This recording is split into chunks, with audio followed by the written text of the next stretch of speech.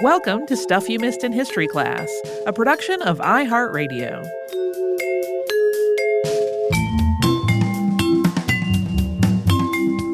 Hello and happy Friday. I'm Tracy V. Wilson. And I'm Holly Fry. As folks know, if they've been listening for a while, on Fridays we take a little time to talk about the week's episodes and sometimes what the research process was like, sometimes what we personally connected with while working on it.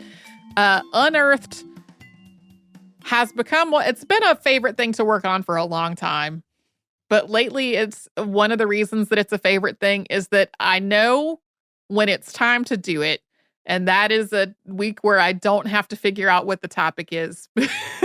Oh, there is a lot of relief in that moment of not. Oh, yeah. What's next? Yeah.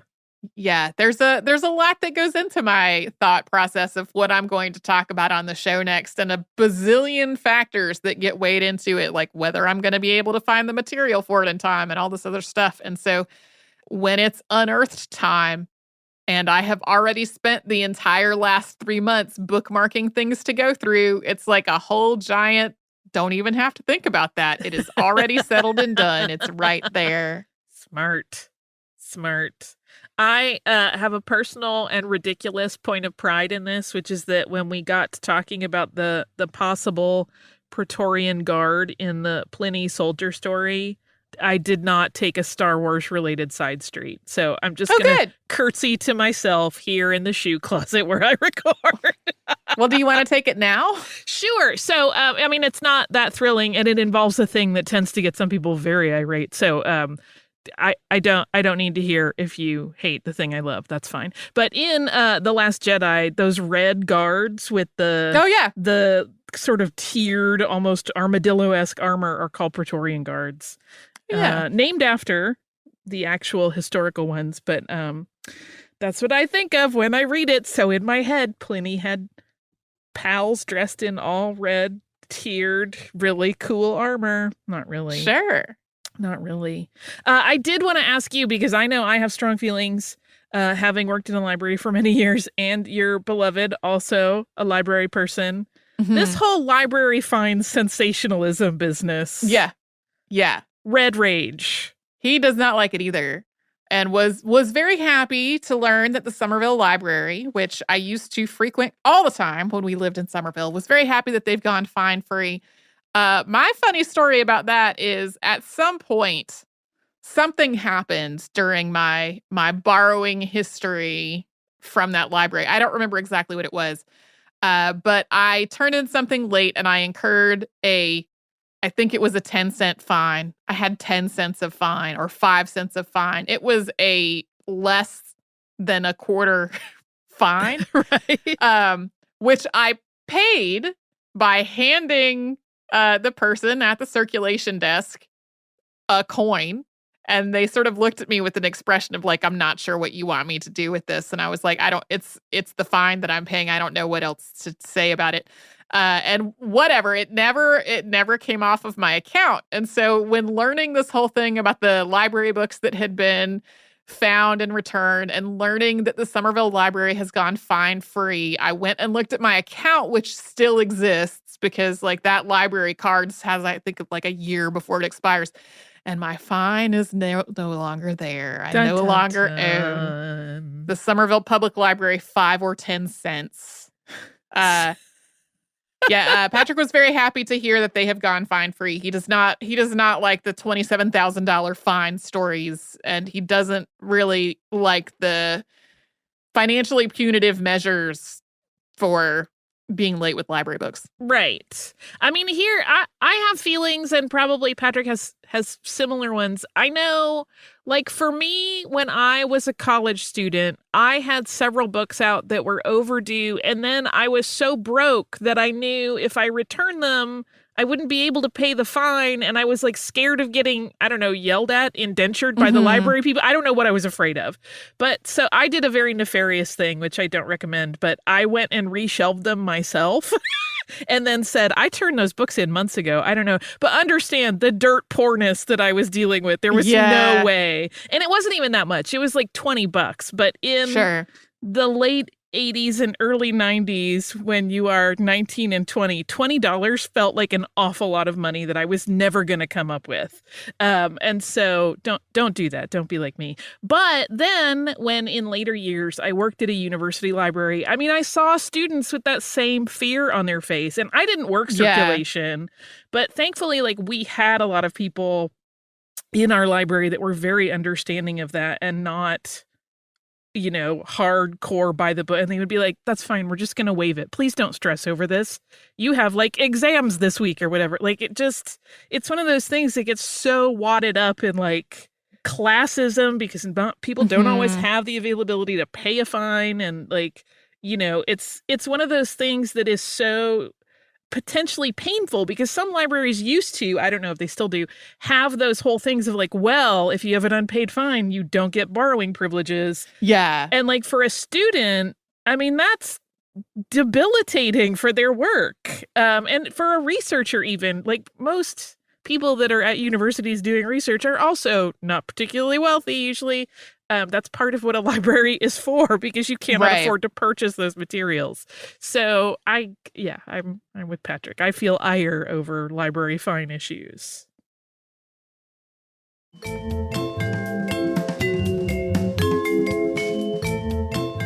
I would say that here in the U.S., libraries have not always lived up to their ideals of being a free resource for everybody. Like we've talked about times when libraries were segregated or when, a city didn't have a library that would allow Black patrons at all. Like that kind of thing has been ongoing. Then there's like a whole history of that.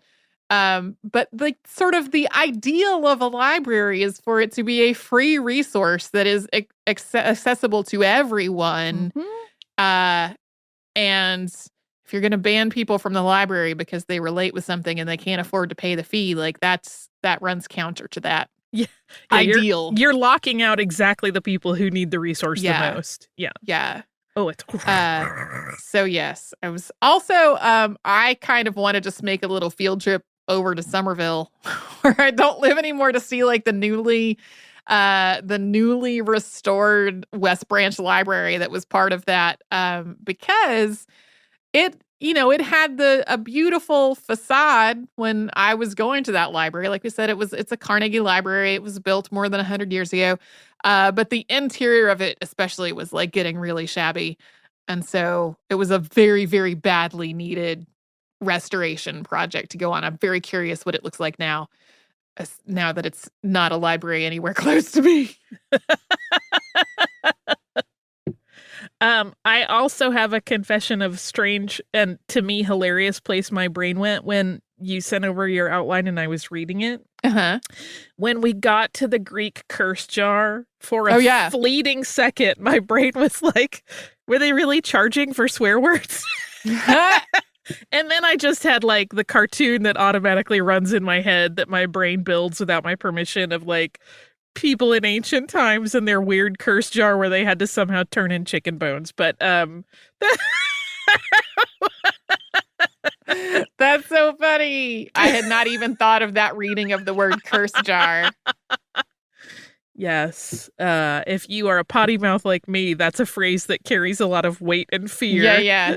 And again, now I'm thinking about maybe the 55 potty mouths whose name was listed on the Those jar. are the people who said all the bad words. Yeah. Did you watch the mummy parade that we talked about? I saw parts of it and I saw a lot of photos from it, but I didn't see the whole parade. It was very, very beautiful. I mean, I'm glad we talked about how, like, yes, it's very carefully framed not to show anything unsavory, but it was kind of mind-blowing in terms of just if you're into theatricality and spectacle along with your history, it had it in spades. It was so beautiful. My very best friend, who is big into Egyptology, was like texting me the whole time as she watched it, and was very moved by the whole thing. That also happened. It seems like the day I finished writing the previous Unearthed script for the previous installment of Unearthed, the parade happened, and I was like, we're just gonna have to do that next time. Yeah. I similarly have a thing that somebody sent as an email or a message of some sort this morning, a link to something that I started looking at. I was like, do I need to stop what I'm doing and get this into the thing that we're recording at 10 o'clock? And then I was like, It's we not talk about realistic. that next time.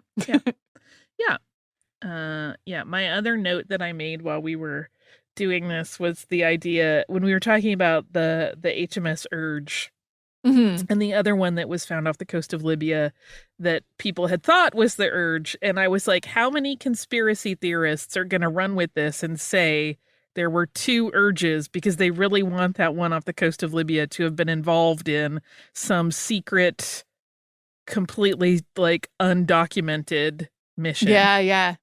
I also like how sometimes it can be really hard to like conclusively ID a shipwreck, especially if it's something that has not held up well in all of its years on the ocean floor, or is no longer on ocean floor, it's buried in sand or something like that. It can take a whole lot of work to figure out what exactly ship we are talking about. So I really love it when it's like it's written on the conning tower. Says it right it's there. right there. It's just right there. It's right there. So yeah. There it is. Yep. So I hope people enjoyed our Unearthed. We'll have another round of it in about 3 months. With or without historical curse jars. Yeah, we'll see. So again, happy Friday. Hope everything goes well over your weekend, and we'll be back tomorrow with a classic and Monday with a brand new episode, and have a great weekend.